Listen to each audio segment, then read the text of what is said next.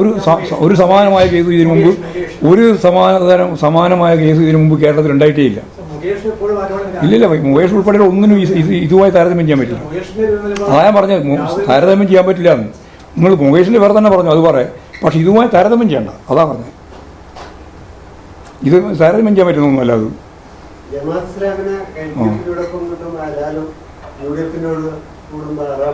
ഞങ്ങൾ കൂട്ടാൻ ഉദ്ദേശിക്കുന്നില്ല.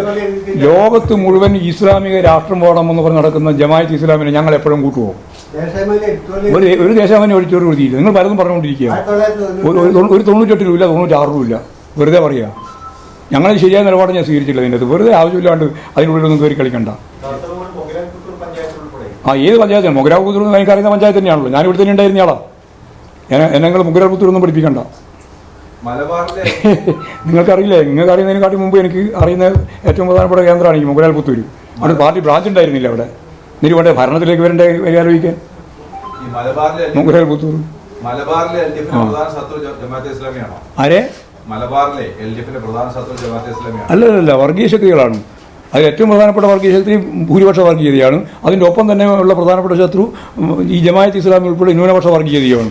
അതിനോടൊപ്പം ചേരുന്ന ലീഗും അതിനോടൊപ്പം ചേരുന്ന കോൺഗ്രസും ഉൾപ്പെടെ ചേരുന്നതിൻ്റെ ഏറ്റവും പ്രധാനപ്പെട്ട പ്രശ്നം എന്ന് പറയുന്നത് ആശയതലം രൂപപ്പെടുത്തുന്നതിൽ കോൺഗ്രസിൻ്റെയും ലീഗിൻ്റെയും പ്രധാനപ്പെട്ട ഗുരുവായി ഈ ജമാഅത്ത് ഇസ്ലാമി നിലകൊള്ളുന്നു എന്നുള്ളതാണ് വർഗീയതയുടെ പ്രശ്നം. അതാ പറഞ്ഞത്. അതാ പ്രശ്നം. ജമാഅത്ത് ഇസ്ലാമിയുടെ ആശയതല നിലപാടുണ്ടല്ലോ, ആ നിലപാടാണ് ലീഗിനെയും കോൺഗ്രസിനെയും ഈ രംഗത്ത് നയിക്കുന്നത്. അതാ പ്രശ്നം. അത് വർഗീയതയുടേതാണ്. മതിയാക്കും.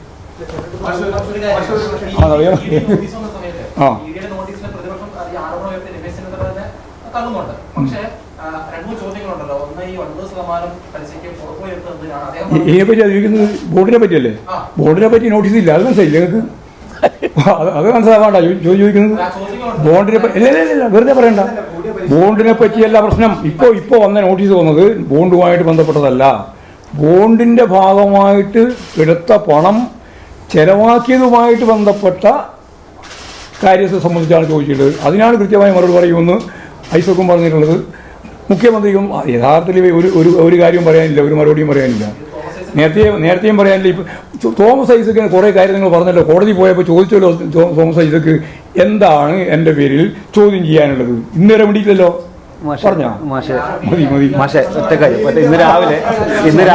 ഇന്ന് രാവിലെ രമേശ് ചെന്നിത്തല ഇവിടെ ഇത് രീതിയിൽ വെച്ച് സംസാരിച്ചപ്പോൾ പറഞ്ഞത്, പിന്നെ CPM ആയിട്ടുള്ളൊരു അഡ്ജസ്റ്റ്മെൻറ്റിൻ്റെ ഭാഗമായിട്ട് പിന്നെ BJPയുടെ കീഴിലുള്ള ED എല്ലാ തെരഞ്ഞെടുപ്പ് സമയത്ത് നോട്ടീസ് അയക്കുന്നത് അത് CPM തെരഞ്ഞെടുപ്പ് ജയിക്കാൻ വേണ്ടിയിട്ടാണെന്നും, എന്നാൽ നേരെ മറിച്ച് പിന്നെ രാഹുൽ ഗാന്ധിക്കും സോണിയാഗാന്ധിക്കും അയക്കുമ്പോൾ അത് രാഷ്ട്രീയ പ്രേരിതമാണെന്നാണ് പറഞ്ഞത്.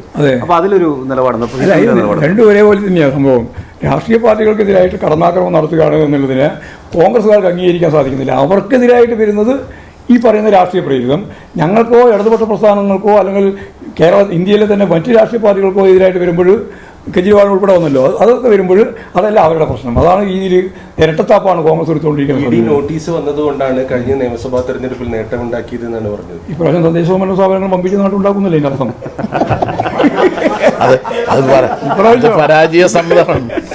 ഇപ്രാവശ്യത്തെ നോട്ടീസ് വന്നതോടുകൂടി ഈ തെരഞ്ഞെടുപ്പിൽ ഞാൻ ആദ്യം പറഞ്ഞ പോലെ തന്നെ ചരിത്രത്തിലില്ലാത്ത രീതിയിലുള്ള ഒരു മുന്നേറ്റമാണ് കേരളത്തിൽ ഇടതുപക്ഷ ജനാധിപത്യ മുന്നണി തദ്ദേശ സ്വയംഭരണ സ്ഥാപനത്തിൽ ഉണ്ടാക്കാൻ പോകുന്നത്.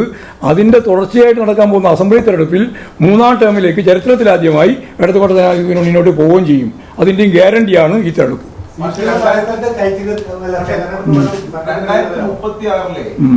കേരളത്തിൽ ഒളിമ്പിക്സ് കൊണ്ടുവരുമെന്ന് തിരുവനന്തപുരത്ത് BJP പ്രകടന പത്രികയിൽ പരാമർശിച്ചത്. 36 BJP ഉണ്ടാവുമെന്ന് നോക്കിയാൽ മതി.